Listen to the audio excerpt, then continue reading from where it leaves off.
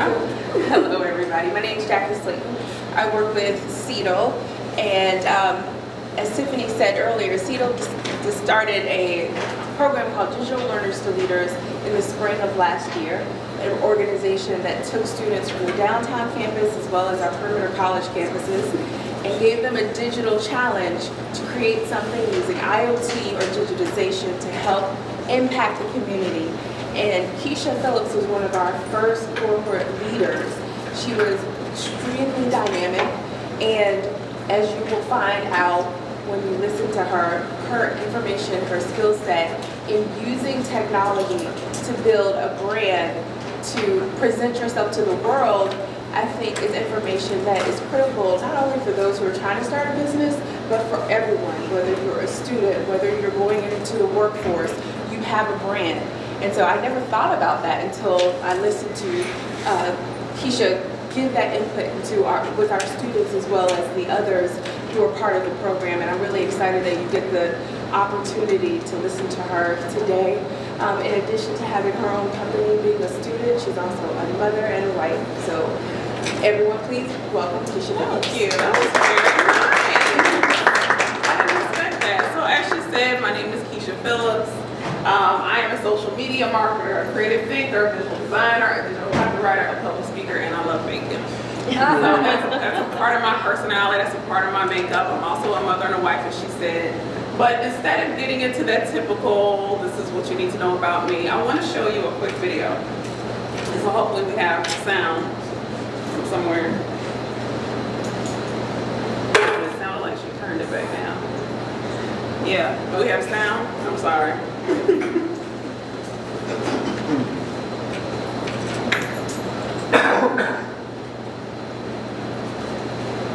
Ready? Yes, ma'am. Okay, go ahead.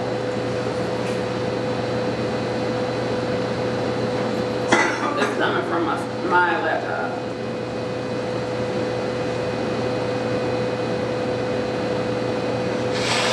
Ways to protect kids as they're getting out in the heat right now. Good morning, everyone. Are you able?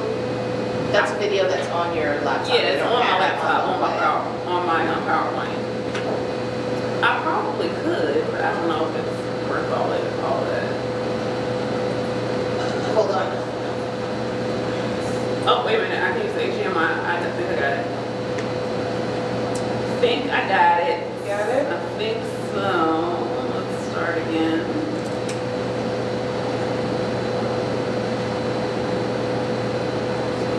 All right.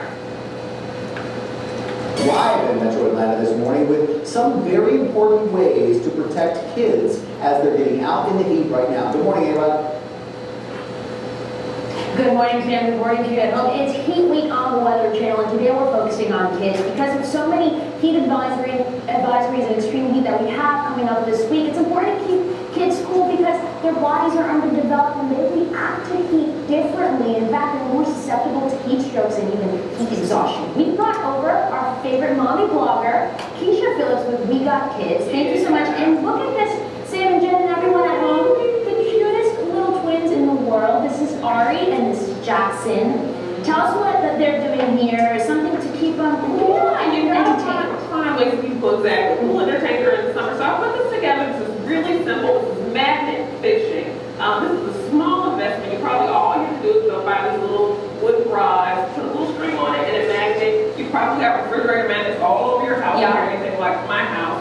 Throw them in the pool and let your kids catch them. They turn it into a competition and they have a good time. And of course, eventually they get their little feet wet and have a good time during the summer. And I love it because it teaches them a little bit about science. And we love science in the Weather Channel. You can learn how magnets work, Exactly. right? And it looks like Jackson moves. Yeah, you're winning. Let's change the subject. Don't try this. We're gonna try this. This is something that's more geared towards kids who are older. Well, yeah, we're any kids. So I made these. This is really, really simple to do. I made these little sponges out of car sponges. I slice them up, put a rubber band around them, get you some sand pails. You probably have those in your room already. And the kids can saturate them and throw them up in the air and have a good time. I made these on a 90-degree day and they literally just put them on their heads and got wet. Jackson, go You on. throw it.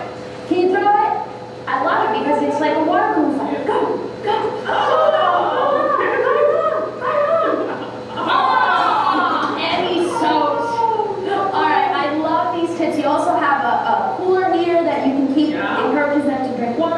want all these tips, you can head to. We got kidsbelieve.com. That's it for now, Sam. How cool are these sponges? Yeah, that's a fantastic I idea. love it, that young man's fedora too, by the Yeah, way. he's The stylish. hat on the head, trust me on this, Yeah. this is great. So- It helps. All right, so that was pretty cool, right? All right, so I got that opportunity by leveraging the social media universe, as I like to call it. I leveraged social media and the tools that I had at my disposal to make the connections to be able to get opportunities like that. But let me rewind a little bit. I want to kind of go into a little bit of my journey. So I moved to Atlanta in 2004. I was a party girl.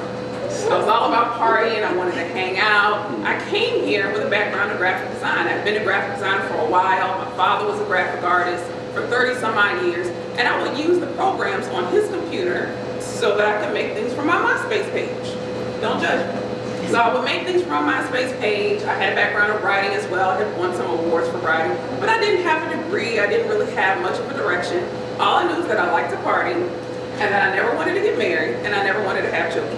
And I was saying that. I had said that since high school.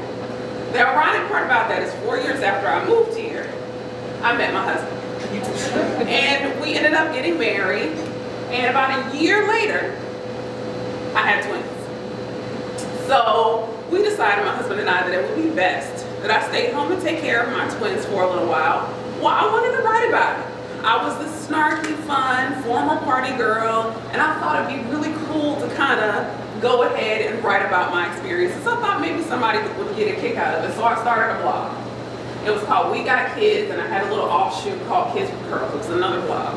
But nobody was reading it. I didn't really know anything about blogging. I didn't know if it was something you did in the woods. I didn't know what it was. I definitely didn't know anything about social media marketing.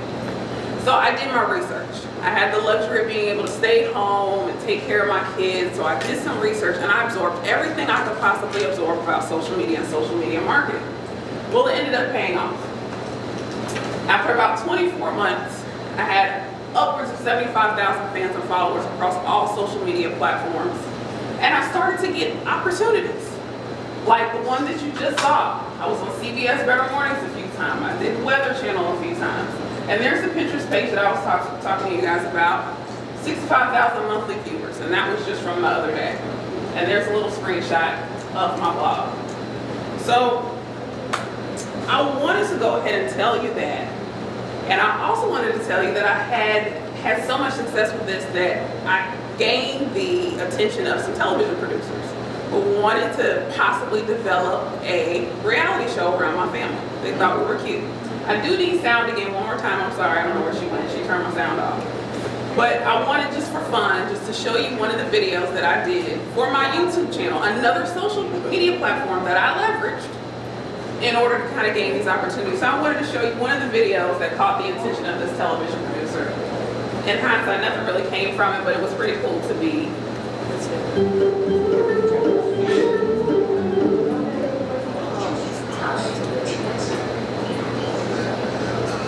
They basically found that it's a really equal protection clause excuse me, that don't is unconstitutional. That's a deprivation.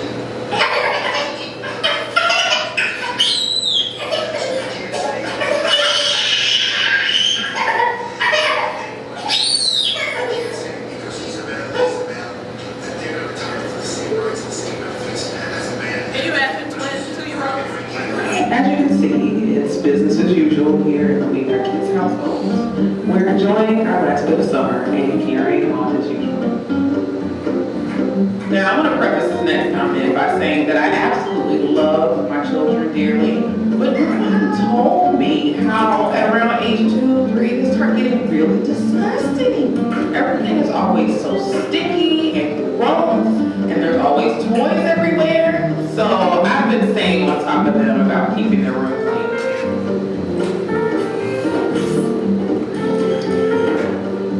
That's not clean enough.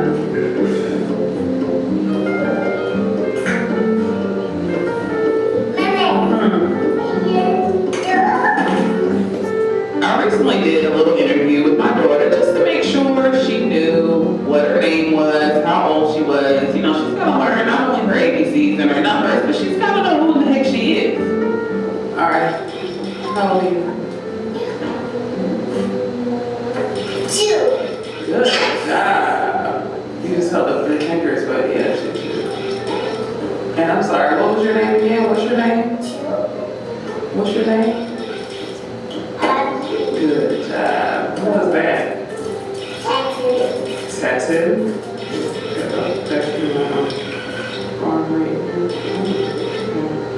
I busted out the microphone so that I could do a proper interview on my children. AJ wasn't happening, but I got some pretty interesting things out of my son.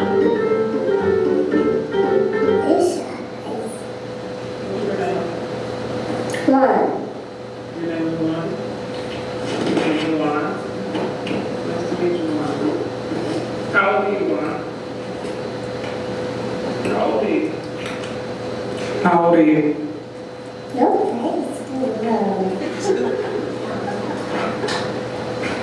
I'm sorry, can you repeat that?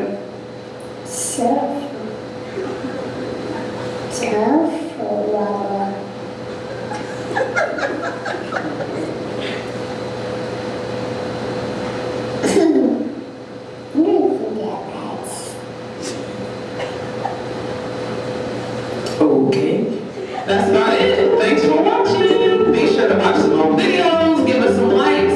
Alright, so that was part of a full series. Each of my videos garnered around 2,000 organic views, and my most viewed video got about 55,000 views and likes. So I had a pretty good run, and you may not necessarily want the opportunity to talk about your profession or industry on the news as I did, but placing yourself as a thought leader can land you your dream job, and ultimately that's what it did for me.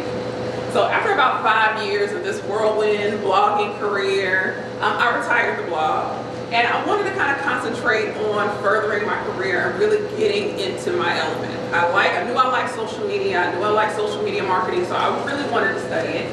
So I started and I went back to school. Went back to school with twins and a husband. It was hard. But last year, as I said, I graduated with my business administration degree from Georgia State Perimeter Campus. And 4 months after I graduated, I ended up landing my dream job. I am the integrated media manager for our auto parts distributor, so I work in the marketing department, and I get to do everything that I love. I learned a little bit of photography, I do my social media marketing, I do my graphic design. So it was a fantastic journey. So that did turn out to be a little bit of why you should listen to me. But I wanted to show you all that, one, because I adore my family and I wanted to share my family with you guys. But I wanted to also prove to you, which I'm sure you already knew, that social media can be a powerful tool if you know how to use it. So that's what I wanted to talk to you guys about a little bit today. I want to give you some proven tips and some actual action items, and I encourage you to write them down if there are things that you haven't done already. And I want to help you understand the do's and don'ts. I was asked to come and talk about the do's and don'ts and figure out the best ways to leverage the 4 main platforms to kind of boost your personal brand. All right, y'all ready? So let's talk about some general do's when it comes to social media as a whole. So do number 1, and this may seem obvious, but to some it's not so obvious. Get rid of any negative posts and pictures, and be aware of what you're posting. Think before you post. According to Snelling.com, which is a leader in the employment industry, 86% of employers are checking social networks even before they grant an interview. 86, is anybody surprised by 86%? You're not surprised? They're looking at your social media profiles. They want to know who you are and what you have going on. Along with that, 94% of grad schools also care about a potential student's online reputation while an undergrad. So even if you're still in high school, I don't know if I have any high school kids in here, it's never too early to start making these adjustments. On Facebook in particular, you can go back and hide albums that you don't want the public to see, which is something that I had to do. So I went back to Facebook and I put a bunch of my party pictures in an album because I didn't want to delete them. And I hid them so that if a recruiter were to go to my page, they wouldn't see something that I wouldn't necessarily want them to see. All right, so in regards to privacy, how many of you have your Facebook set to pretty much private, friends only? Okay, a few of you, that's fair. So somebody who raised their hand, can you tell me why you have it set to private? Yes, ma'am. Because I just post like a lot of information as far as what school I go to, where I'm from, where I live, and my location is usually on when I'm out, so I don't want like random people to kind of get an idea. I don't know from the few slides that we've gone through, do you think that recruiter is going to care that their profile is private? You think they'll care? A little bit, but A little bit. they probably care because they probably think I'm hiding something. Yeah, the reality is that they do. If you're going to your Facebook profiles as an HR manager or recruiter, and you're going to every profile, and every profile is set to private, it looks suspicious. It does. It's just the natural reaction of things. Especially in a tough job market, recruiters want to go to your page and see a real person. They want to see your accomplishments. They want to see what you have going on. And if you have it locked down, they may be less inclined to connect with you, and they may be less inclined to call you back for an interview. They want to be able to Google you and not pull up a picture from 6 months ago. They want to Google you and really find out about who you are. So I would encourage you to kind of go back and maybe clean up, but we'll go get into that a little bit later. All right, so let's go back to think before you post. And you guys may have heard about this. Imagine boarding a plane for a vacation, landing, you turn on your phone and you get the news that you've just been fired. Now imagine the whole world knows that this just happened. That was what happened to Justine Sacco, the infamous PR executive at IAC back in 2013. Did y'all hear about this? Yes. Did y'all hear about Ms. Sacco? All right, let me tell you what Ms. Sacco did. You can probably read the tweet. All right, so before boarding her flight, she was going on vacation to South Africa. She tweeted, "Going to Africa, hope I don't get AIDS. Just kidding, I'm white." Wow. Yes, this is a PR executive, so obviously she didn't know any better. So, Sacco only had 170 followers at the time, so I guess she thought no one was going to see it, but her tweet started to trend worldwide. While Sacco was on a long flight to South Africa, the Twitterverse soon realized that they were watching the destruction of her career. She landed to a bunch of text messages and emails, and one of those emails was from her manager telling her that she was no longer employed. Think before you post. Please think before you post. So this brings me to my first action item. So remember I said I'm gonna leave you with some action items, some physical things that I want you to go do if you haven't done them already. Go back and remove posts that may be deemed sensitive, and this is important, including posts that may not be accurate. So go back and remove those posts. Before you post anything, check your sources. Please check your sources. I encourage you. You remember Facebook was under fire recently in regards to allowing the spread of false information. A rule of thumb, if your post elicits some sort of emotional or visceral response in you, if you're like, this fact sounds crazy, or if it makes you sit up straight, I need you to go and vet it just to make sure that it's accurate. Because a lot of times they put pieces of information out, but you're not getting the full story. The full story is probably not exactly what you're posting. So before you hit that repost, make sure you're vetting your sources. Now, this may be a bit controversial. We're gonna get controversial for a second.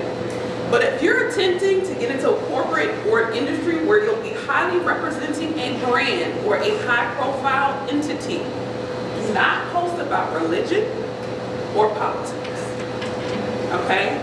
Unless you're able to post objectively and lead an online discussion away from discourse, which is very difficult to do, I would avoid it.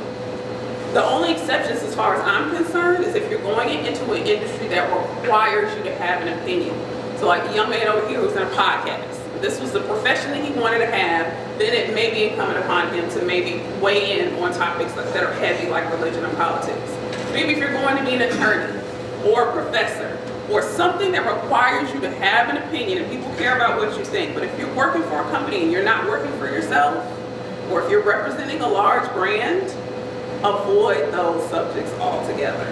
Now, if you're really passionate about those subjects, which I am, if you're passionate about one or both of those subjects, I encourage you to go out into your community and make a difference that way. Volunteer, write your council person, or join a private Facebook group. But do not post things on the internet that can kind of get you in trouble with a potential employer, with the grad school, or anything of that nature. Again, think before you post. All right, so this brings me to action item number 2. Take stock of the industry you're getting into, all right? And what that basically means is look at the social profiles of some of the industry heavy hitters in your field. So if you're in CIS or if you're in nursing, go look for the people who may have written books, who may do some sort of public speaking tour.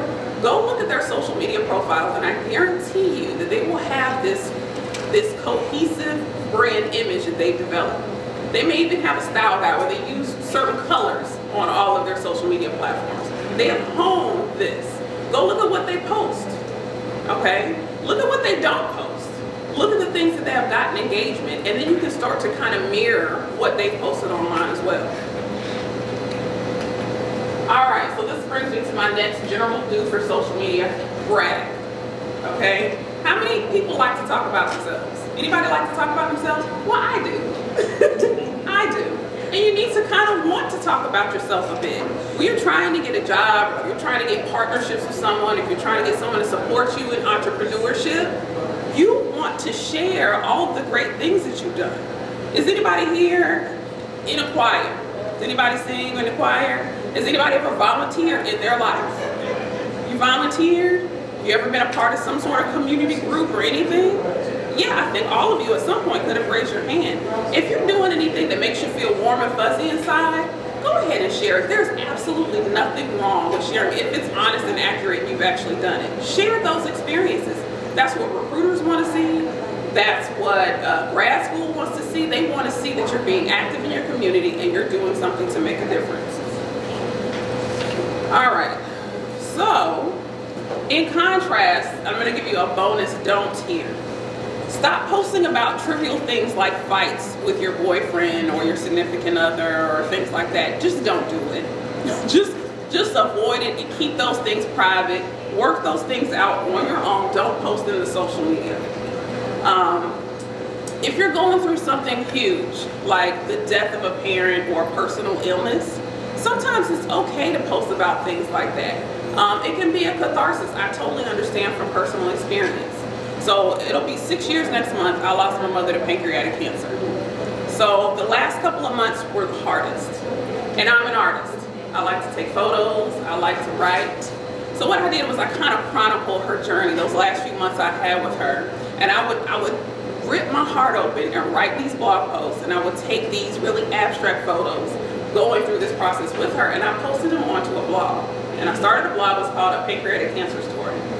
I started this blog and people all over the world were coming and thanking me for sharing this information. They felt like they weren't as alone.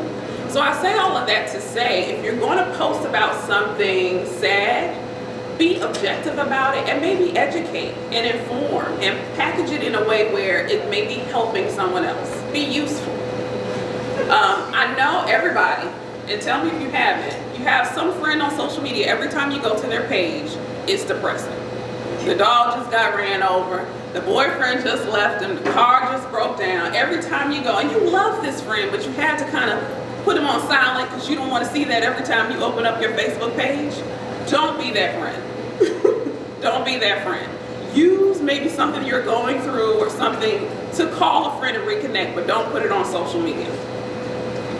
All right, so my next general do, set up a Google alert for your name. Does anybody know anything about Google Alerts? Okay, so what you can do is you can set up a Google Alert. You go to google.com/alerts, and you can set up an alert for anything.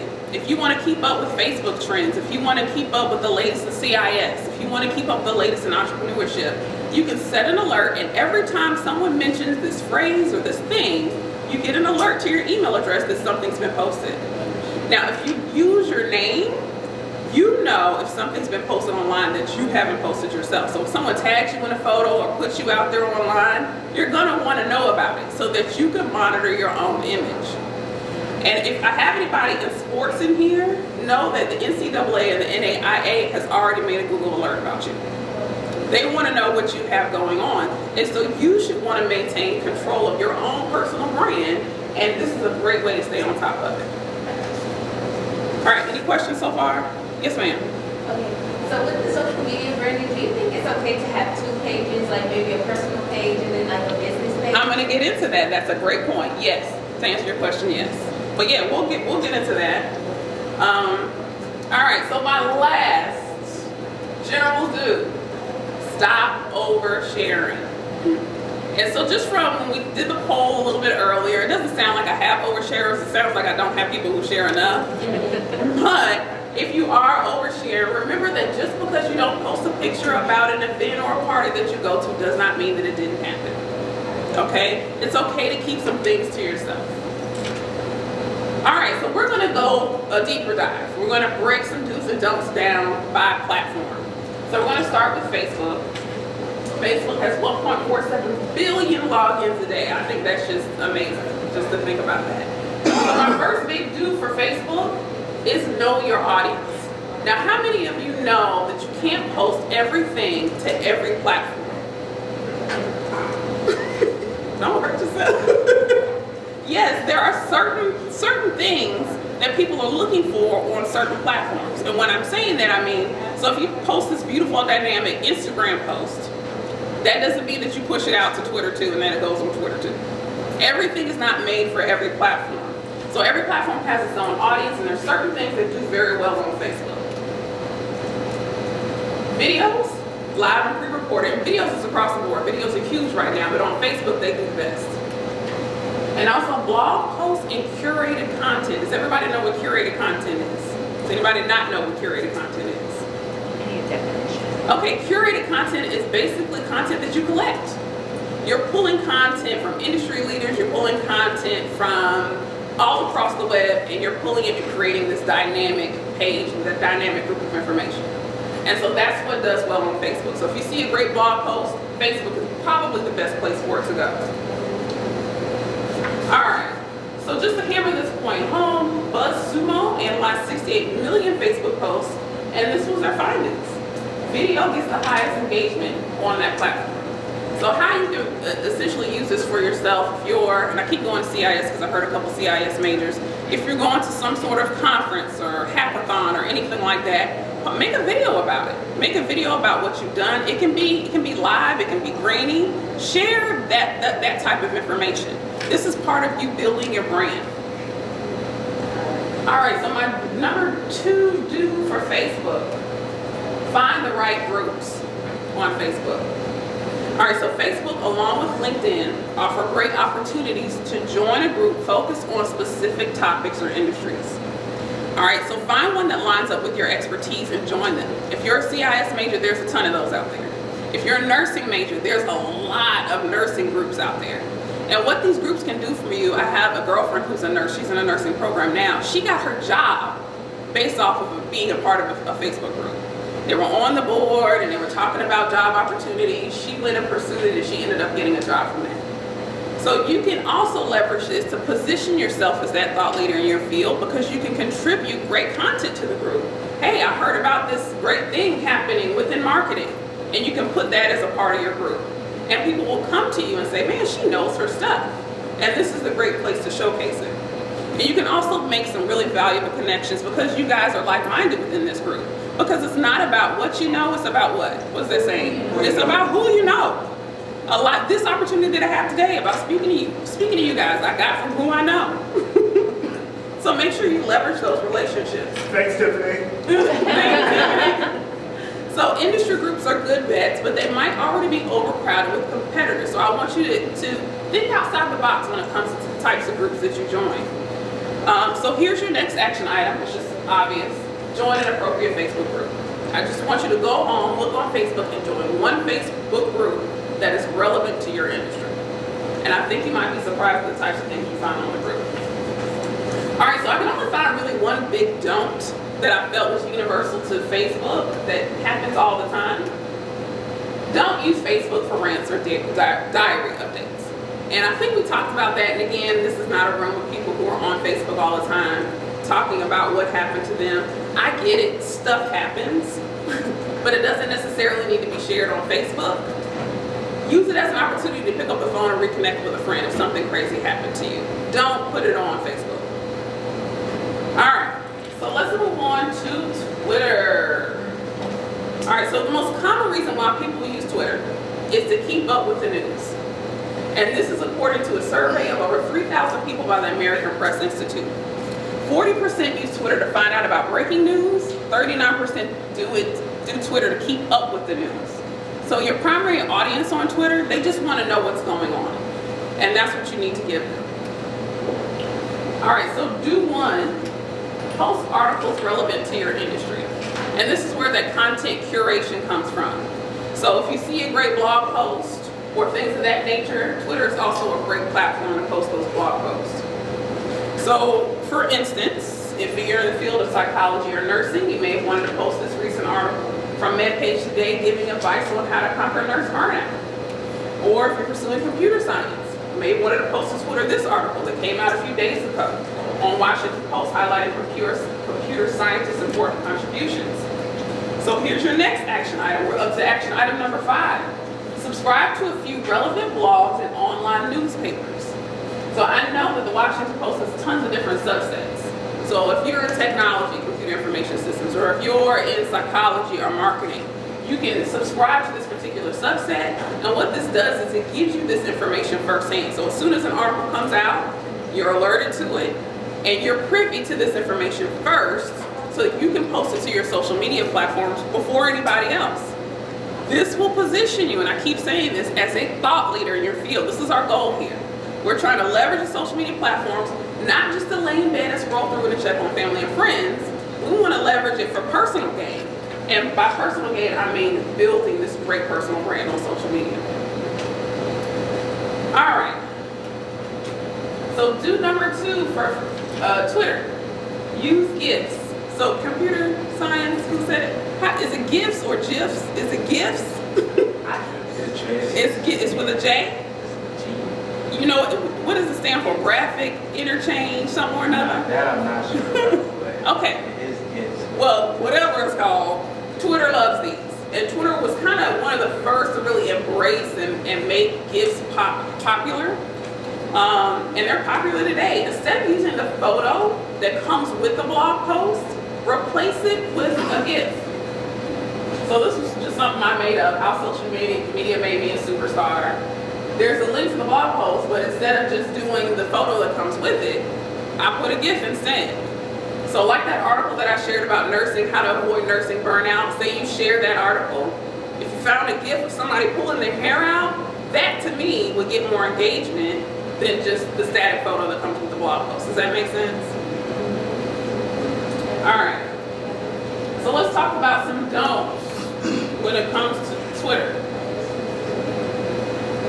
Don't tweet only twice a month. Okay?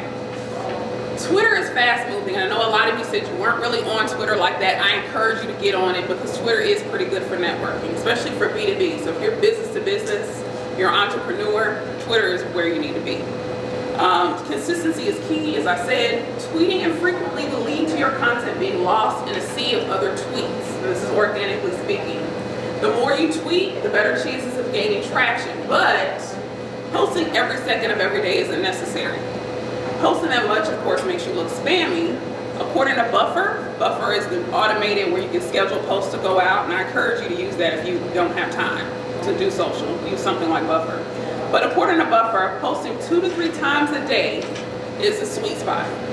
I post once a day, and I think that's fine too. Consistency is key with this platform. You want to come up with some sort of schedule. So if you want to spend one day, like Sunday afternoon, hey, let me go ahead and look for a few content pieces, a couple of good photos, a couple of good posts, and schedule them out, because you can schedule posts on things like Hootsuite or Buffer, like I mentioned. You're done for the week. It's not a time suck anymore. You're leveraging it, you're putting it, building it into your schedule so that you can leverage it and do what you want to do with it. All right, so my last don't for Twitter, don't post via other networks. And I would say that I was guilty of this up to about a week ago, but I started researching for this and realized that I was wrong. And when I'm saying this, don't post via other networks, do you know that on Instagram, you can push your Instagram post to Twitter? Have you ever seen that option? Don't do that. Why not?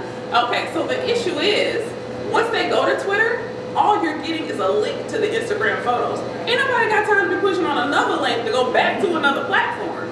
That we're all about trying to see dynamic content. And when you push it from Instagram to Twitter, you can't see the content, and nobody's gonna really take the time to push your link to go back to Instagram. And it just looks like you just don't have time to be on Twitter, which was the case for me. So I was like, I'm on Instagram all the time. I'm gonna forward all of my content. And I go back to my Twitter page and it's literally just a bunch of dead links.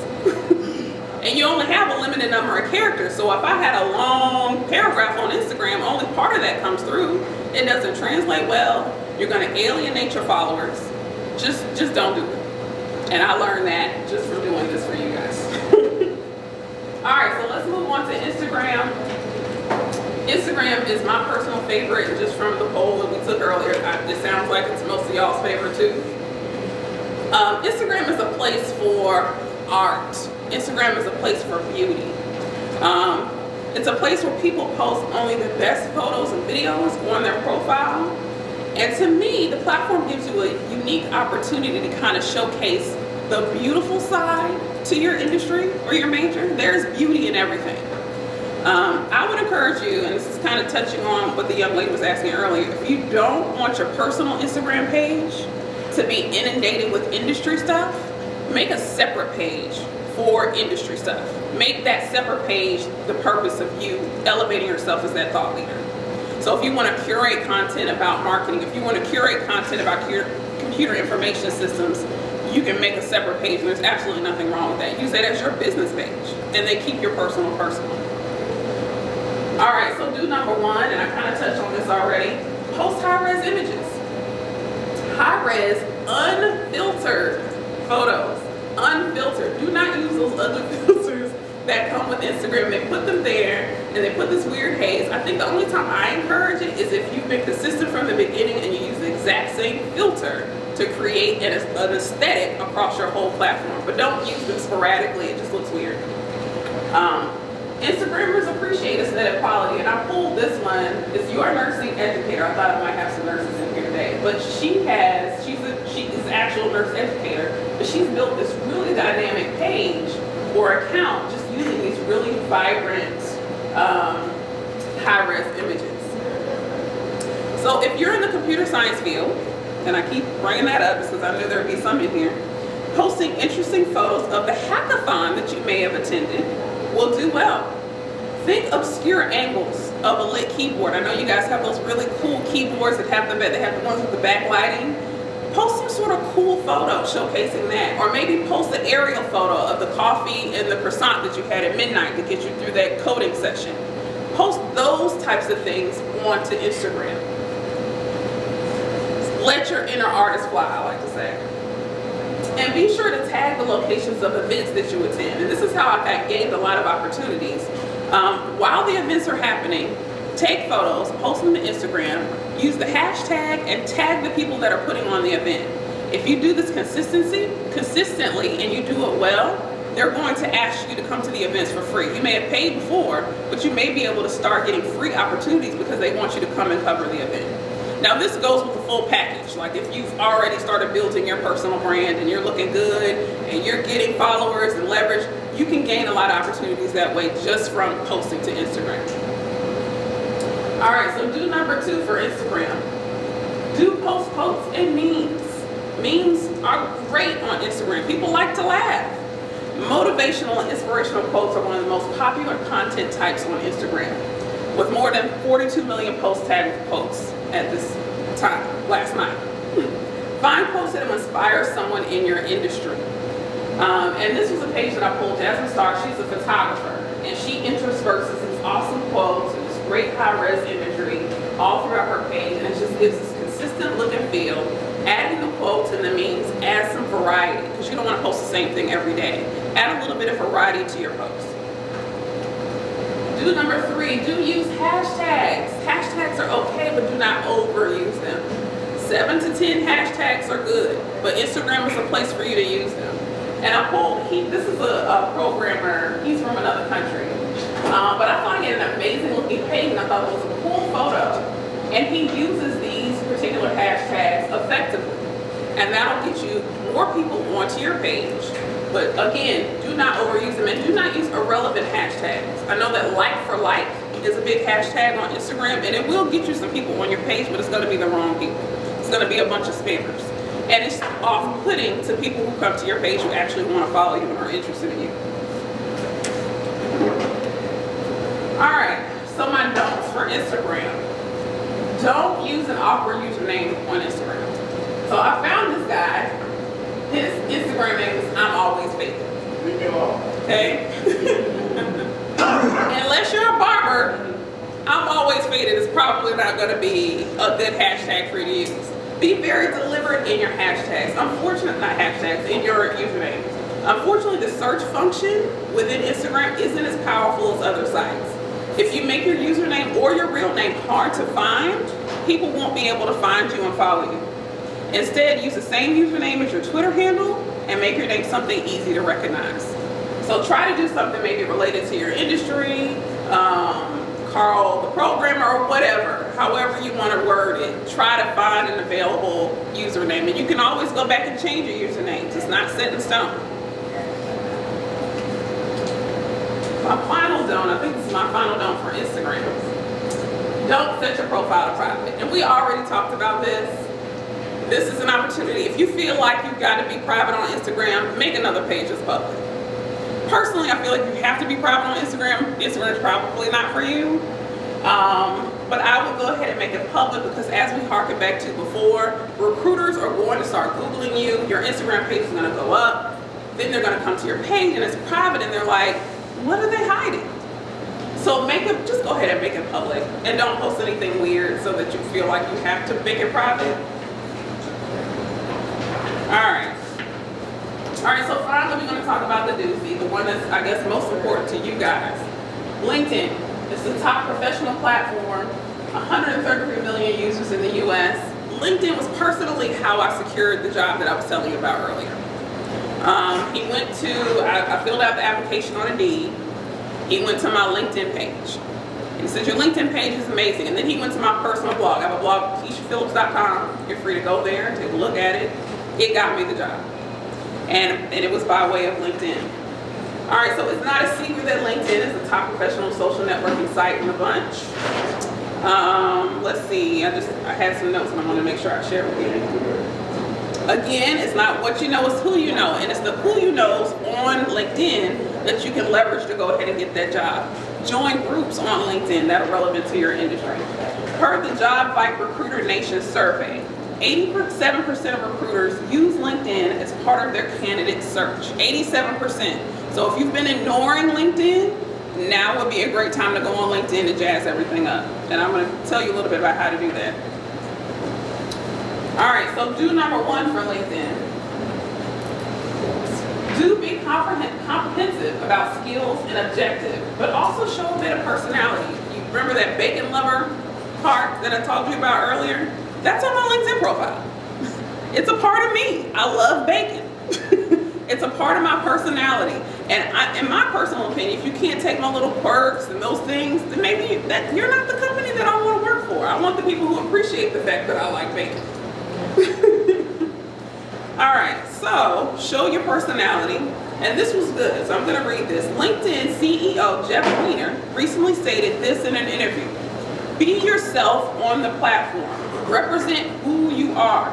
It's not just your experiences. This is not a resume. This is a more dynamic approach to representing your experiences, your skills, your objectives, what you know, what you're interested in, with a professional context. He went on to say it's not just about the comprehensiveness, it's also about freshness of the information. So again, if you have not updated it in a while, I will go back and make sure everything is current on your LinkedIn page. The more fresh, the more opportunities, he went on to say. So do number two for LinkedIn. Research the companies you're interested in and follow them. So any major company has a LinkedIn profile. If you're interested in working for that company, I will go to that company's page on LinkedIn and follow them. Share some of their posts. They may go back after you've applied for a job there and be like, wow, they're really interested, they're really vested, they researched our company. Go ahead and do that, research the companies. And if you haven't done so already, make a list of the companies you'd like to work for and follow them, like I said. And this will help you stay in the know about company news. A lot of times the company you may work for may post their job posting onto LinkedIn. So that's how you can stay connected. LinkedIn is a great place for industry content. We said Facebook is good for that, Twitter is good for that, LinkedIn is of course the best for that. Post relevant industry content regularly. So this is where those subscriptions to those good websites come into play. So if you've got a subscription to Washington Post, the technology edition, and a good article comes out, post it to LinkedIn. A lot of thought leaders are on LinkedIn. So if you scroll down your homepage, which I don't do often enough, you may see somebody who's in your industry. Hey, I need to follow them. Hey, I need to go ahead and follow the websites and the blogs that they follow. Use it to kind of network and build your brand and build your arsenal of content. All right, so don't number one for LinkedIn. Don't add connections to your email list. People are doing this for some reason. Do not export your connection list and add them to your email database. Just because they said they want to connect with you on LinkedIn does not mean that you need to send them an email. Just because, like I said, and I already said that, okay. It's unethical, which I didn't even think of it as an ethics issue, but it is unethical and it's actually illegal in Canada to do this. So don't slide, number two, don't send irrelevant messages or the dreaded, I see you viewed my profile. Yes, sir? Can you explain that email thing again? What people are doing is they're taking their LinkedIn connection. So you know when you add somebody on LinkedIn, they're essentially your connection. So people are downloading those connection lists and they're adding it to their email list and they're sending them mass emails. Or they're sending just unsolicited emails, even if they're just targeting one person, they're sending them emails based off of their connection on LinkedIn. Okay? So it's unethical to, like, if somebody accepts a personal connection, it's unethical to send them an email that's business related? In some countries, yes. I don't think it's unethical in the US. It's just tacky. In the US, it's just tacky. So it's best, why not keep it in the platform? There's a message function in LinkedIn. Keep it on the platform, keep it above board. Don't pull their email off of LinkedIn. Just keep it above board. And you can even say, hey, I really wanted to connect with you. I like what you're doing, yada, yada, yada. Would it be possible for me to use your email or get your email address or things of that nature? All right, so everybody knows that you can go back and look at who's looked at your profile on LinkedIn, certain people, okay? So some people are using this as a way to message the people that they want to connect with and saying, I see you viewed my profile, okay? That's tacky too. So don't do, it's irrelevant. It's nothing to do with anything. If you have something good to say and if you have good information that you want to share, that should be enough. It's not necessary to say, I see you viewed. It feels creepy, and just don't do it. Let me see if there's anything else I need to convey. All right, so my final don't ignore your headline. Headlines are big. And that headline at the very beginning of my presentation where I said I was a digital marketer, a social media manager, things of that nature, that's part of my headline on LinkedIn. Your headline is the only thing that people see in your picture when you come up in a search list. It's your picture and your headline. So you want to spend a little bit of time in making a headline that grabs people. And I feel it's important, that's why you need to add a little bit of personality to it. Why not? I'm a digital marketer, I'm a computer science major, and I love basketball, or I love the Clippers, or whatever. Interject a little bit of personality, put a little bit of thought into it.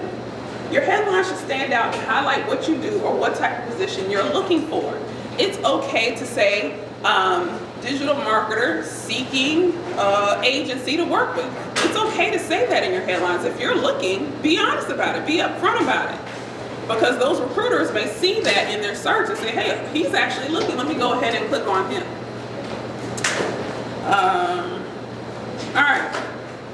So in summary, before I sum things up, I'm going to use this opportunity to share this. You don't have to be on every platform.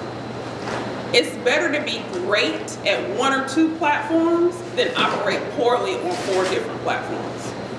So if you're not really on social media like that right now and you walked out of here, which I'm hoping just a little bit inspired, don't think you have to go home and set up all these profiles and start being active on 4 or 5 different profiles. You don't have to do that. I hate Twitter. I don't like it, but I'm a social media marketer, so I have to fool with Twitter. But I'm being very deliberate about it, but my strong spots are Instagram and Facebook, and I stick to my strong spots. I check in on Twitter from time to time just so that I can remain relevant and I keep it moving. But it is not important for you to be on a bunch of different platforms. Okay? Keisha, before you move on from Instagram, you mentioned that it's tacky to say, you know, I've seen you look at my profile, but what about students who are going out looking for jobs in the workforce? What do you feel about them sending personal messages to someone who works at a company that they may be interested in? Yeah, absolutely. I encourage that. Now you have to kind of understand and think about it from their perspective. They're probably getting 15 to 20 of these a day, if not more than that. So if you're going to draft a letter and send a letter, it better be a good letter. Take some time on it. Make sure that you check the punctuation. Make sure that you're saying something that catches their eye, because they're getting tons of these in their inbox a day. But I encourage that. That's what the platform is for. Just don't take it offline and be like, oh, I see that email address. Let me email them. Just don't do that part. But that's a good question. All right. Trying to make sure there's nothing in here that I wanted to share that I'm looking over. Okay. All right, so your ultimate goal is to position yourself as a thought leader within your field on each profile. Post content that is relevant to each platform, like we said, and make sure you're posting content that makes sense for the platform. Videos and curated content are great for Facebook. High-res photos, quotes, and stories are good for Instagram. News, blog posts, and GIFs are good for Twitter. Company news and professional content is good for LinkedIn. This is the type of thing that you want to post and stick to.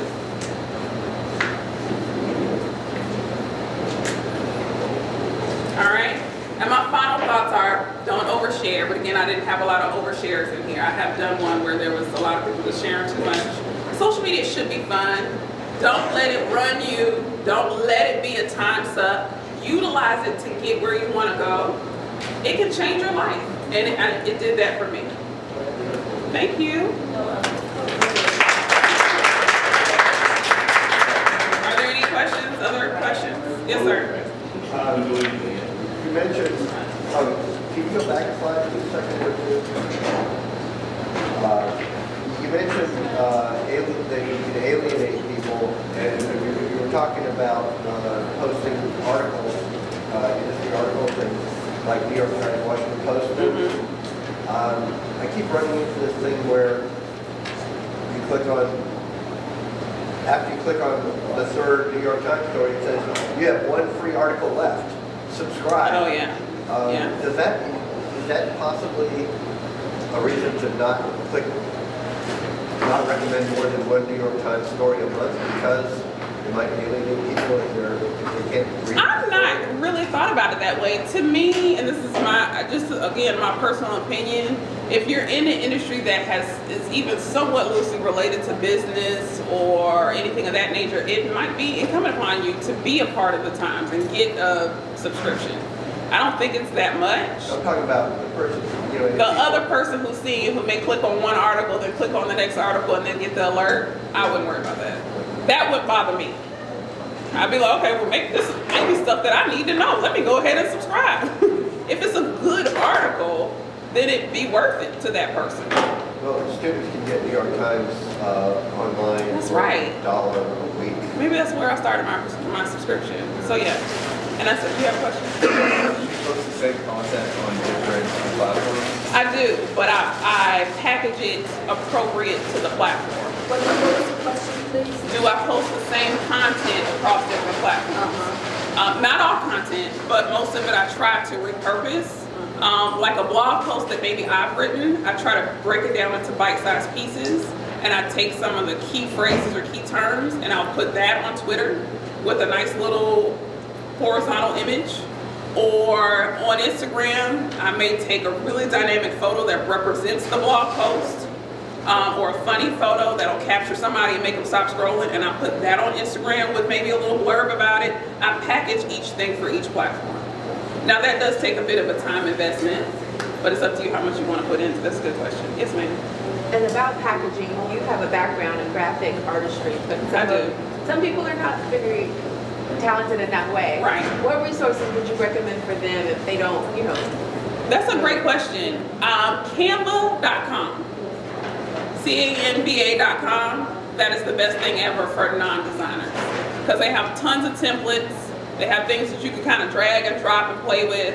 I think the subscription is for a business like $12.95 a month, and I know I was a broke college student. Shoot, I'm still a broke college student. $12.95 though is worth it if you don't have a design background. And then it doesn't necessarily have to be about the graphics. If you can get good at having a good eye and finding dynamic images to represent what you wanted to say, you can just use the images and have a successful background. And there was one thing that I didn't put in here that I want to make sure y'all know. Have your profile image consistent across all your platforms. Don't have a picture of your foot on one platform, a picture of your puppy dog on another platform, and a picture of yourself on LinkedIn. Be consistent. You're trying to build your brand. So be consistent. Do a photo shoot with a friend. Go outside, find a white background, put on something nice. Do a full photo shoot. Do some quirky ones. Your quirky photos can be for Instagram or maybe Twitter. Your professional ones can be for LinkedIn and maybe Facebook if you choose to do maybe a personal Facebook page. But make sure you're consistent across the board. Yes, sir? You said it was Campbell? Canva, Canva.com. Canva. Oh, Campbell. Yes, ma'am. I agree. We use Canva a lot, so I definitely would recommend that as well. You mentioned as far as on Facebook, staying away from religion and politics. I agree. What if, is it shied upon if in fact you respond to someone else's post regarding those subjects? Is that negatively revered, or how do you feel about that, or how far to go? Not necessarily you being the one to post it, but if you're comment responding on or respond to someone. This is my personal opinion. I don't know what the psychology is, but you're not going to sway someone who is passionate about a topic like that. So for me, I won't get involved because I am not about to have an argument with someone who is so convicted, and a lot of times cognitive dissonance comes into play. They don't care what you say. So there's really no point. But as far as recruiters taking a deep dive and saying, oh no, they commented this, and this, I'm pretty sure that doesn't happen. Okay. But what about liking? I mean, is that swayed? Is that shied upon? If you like something, or on Twitter, yes. Okay. I have had a recruiter tell me that they've gone back and seen who this person likes and follows. But this was a big company, and they're very vigilant about their image. So they wanted to really be thoughtful about who they were bringing in. So brings up a good point. Be vigilant about who you follow and who you like, because that could be looked at as well. But that was great. Any other questions? Thank you.